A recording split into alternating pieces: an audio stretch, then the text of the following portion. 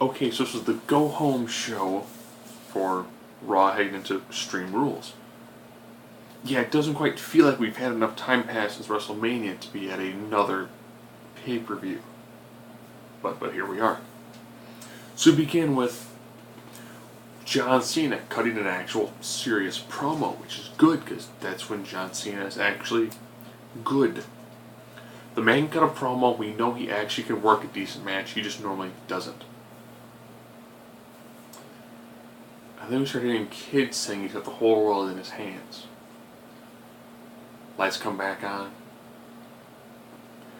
Bray Wyatt now has like a choir of what looks like 40 kids dressed in black. And they keep on singing different variations of the whole world in his hands. And it's coming down the ring. Then you notice they all have on sheet masks on their backs. They keep on going. Bray Wyatt sits down, blows out the lantern. Lights come back on, all the kids have sheet masks on. It was weird, it was creepy, it was impactful. It was like the first 16 minutes of Raw. They needed to kind of take a little bit less time with it. You know, a 3-hour show, we really can't afford to, since you spend like 1/12 of it just hyping up one match. We come back, and of course they hype the match, they hype it again. They show us like 3 times. My one big complaint about a 3-hour Raw is they do so much recap.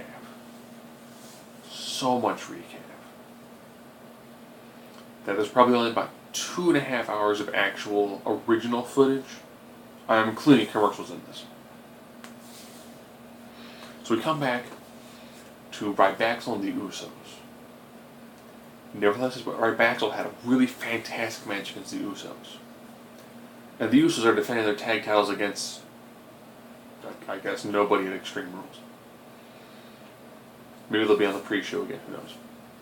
Usos retain, great match, nice back and forth. It seemed like Ryback was actually going to win for some point in time. It actually worked really well. Hugh Jackman showed up as Wolverine with fresh-faced Dolph Ziggler. And then Damien Sandow came down dressed like Fat Magneto. In a segment that just went a little bit too long. I was almost hoping that we were going to hear Damien Sandow or Damien Magneto say, "Welcome to die."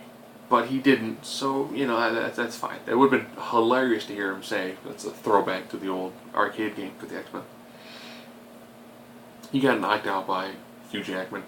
A segment that Hugh Jackman's awesome. It just went just a little bit too long. And I'm saying this because Raw went over by like 15 minutes.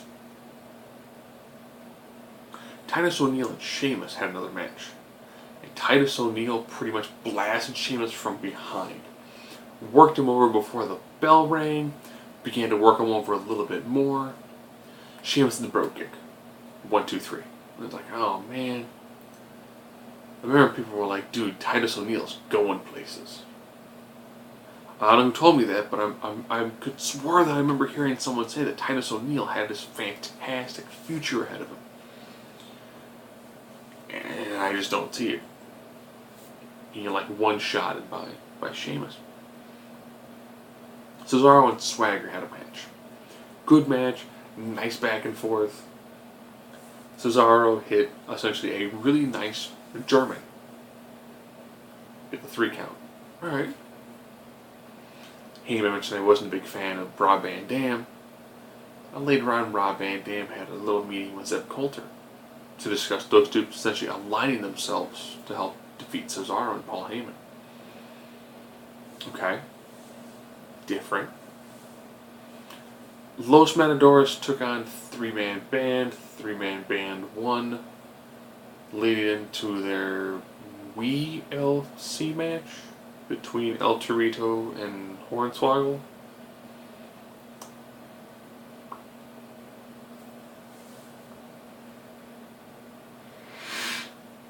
I was a fan of the juniors division when it was on SmackDown. I know El Torito can work. And I know Dylan can work. The fact that we know they have a match, and I can't think of who the tag team belts are being defended against, that's sad. It's very sad. Very, very, very sad. Daniel Bryan was able to try to get a... Since man mentioned he's going to apologize to Daniel Bryan. Alright. Make for good television. Daniel and Bree came down. It's an Extreme Rules match against Kane for the title. To show there's no hard feelings, they decided to have Bree take on Paige. Paige really coming into her own. She's getting much more comfortable in front of the much larger crowd. She hasn't quite hit her stride yet. She's a lot better wrestler than what they're showing her, but doing a really solid job. Has a good match with Bree. You can tell moments are kind of rough. I don't think you should have one diva who is screaming, because that's what Paige is. Paige is a very vicious, very visceral sort of wrestler. And then have Bree hop on the top rope and do her Bree. Just, no. You can't have one person screaming these like visceral and almost going like, come on! Yeah! It didn't work. Their match was decent, of course, until Kane shows up by boring a hole through the ring. And then we get to see some of the horrible, horrible acting that Bree does. Apparently Kane is having a problem dragging all like 84 pounds of Bree into the hole in the ring.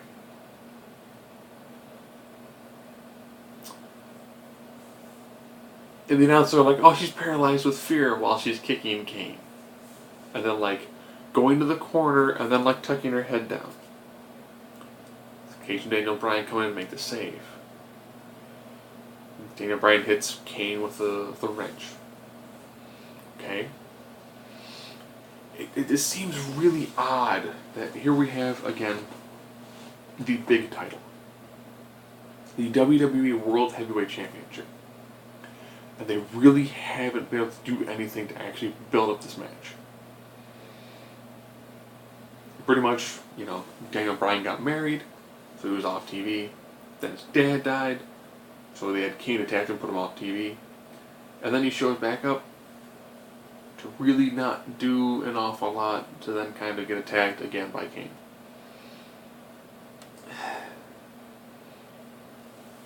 So for Kane, Daniel Bryan, it must be Daniel Bryan.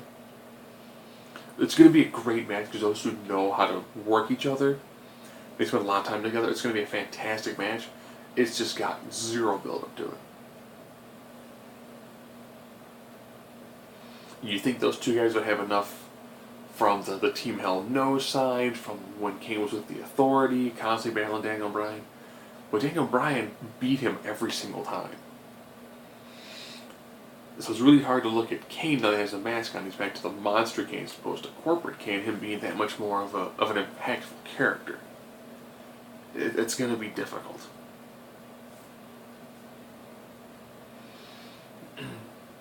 Now, juxtapose that.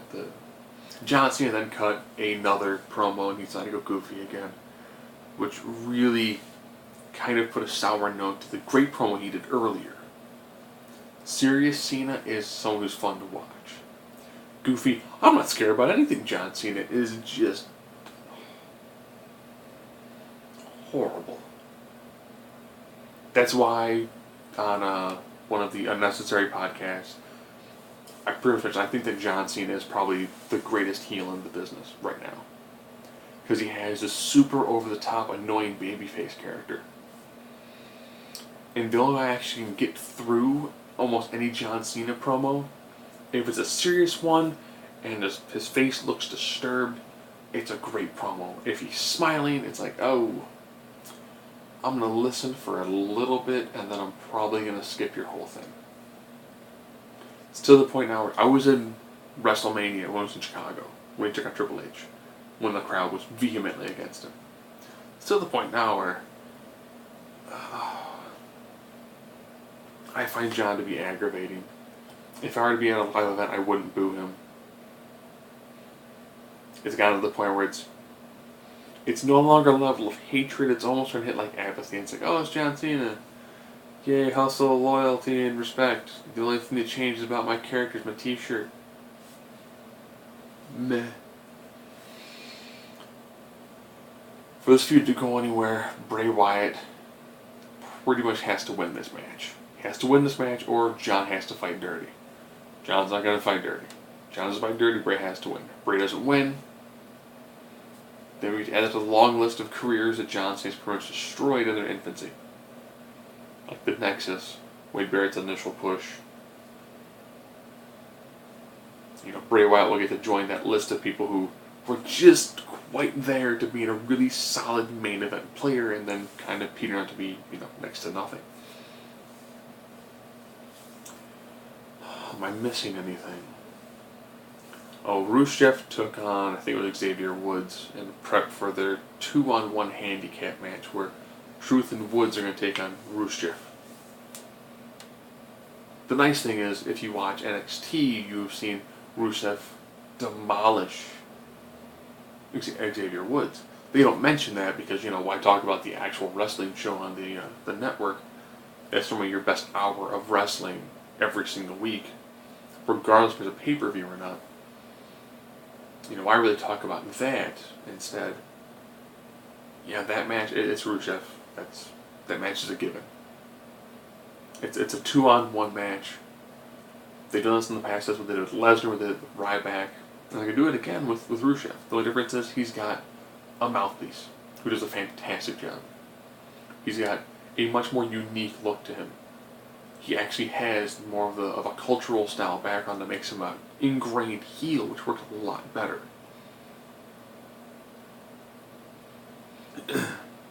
Rob Van Dam. Barrett. Nice match. Good back and forth. You did have Cesaro get involved a little bit. You did have Swagger get involved a little bit. Bullhammer Elmo. Elbow. Well, that's even creepier. Bullhammer Elmo. Big hug. So we have Barrett, Big E Langston. Big E Langston's defeated almost everybody so far. Would it be interesting to see him lose the belt to Barrett and then have Barrett become IC champion again? Yeah. Nice way to kind of mix things up a little bit. Because we all know the US title isn't going to get defended anytime soon. To the point now, and I think Dean Ambrose comes out of the ring with it at all. So now we're transitioning into the main event. Randy Orton, Roman Reigns. 1/3 from both sides of the massive match. The reason why you're going to get Extreme Rules, or you already have the network. Well, you will get Extreme Rules, just not on DirecTV or Dish Network. It's the reason why you will get the WWE Network for $10 a month. $9.99. To see Evolution versus The Shield. Before the match begins, Ric Flair comes down, talks his awesome game about great athletes, grace, power, and the whole time he's talking about the Shield. He then shakes the Shield's hands, leaves the ring. So he's pretty much to turn his back on Evolution, kind of tosses weight behind the Shield. Roman Reigns, Randy Orton, nice match, good back and forth. Then Ambrose and Rollins begin to attack Batista and Triple H, which seemed weird because Batista being the big power guy, it seems weird that he got pretty easily beaten down by Rollins. And Rollins is like standing, just fisticuffing him down as opposed to using his speed and his much more his athleticism to it. He's kind of standing there. It's like he's tanking the big man. Of course, Triple H and Batista get the upper hand, get in the ring, begin to attack Reigns. Got to see a pedigree. Rollins, big jumping knee, takes out Edge. And let's be honest, that is the match. That is the match of the pay-per-view. Is the Shield and Evolution. Shield's had a pretty good run when it comes to six-man matches, with the exception of the Wyatts. They've been undeniably dominant in pay-per-views. Batista's taking time off so he can help push Guardians of the Galaxies. It's not going to be on as much. Ironically, with Triple H having lost at the pay-per-view recently, as well as both Batista and Orton losing at WrestleMania, I think if Evolution gets the win here, I think it's impressive. I think if Evolution gets the win, and they get the win kind of dirty, you can then at least push one more month out with that. And if you can do that, you can push that essentially throughout the month of May. That can work really well. You can have that going. You know, Bray Wyatt, if he defeats John Cena, their feud should effectively be done. Would be interesting to see Bray Wyatt make a run against Daniel Bryan to see if the crowd is still behind him. Yeah. Leaves something for John Cena to do, though. Unless John Cena's take on some new young up-and-comer. So, I would like to see Evolution win. If they lose, it frees up 2 guys for main event matches. If they win, it's going to allow a good 6-man stable match to go on for at least one more pay-per-view before they start going to the big time of transitioning fully into SummerSlam.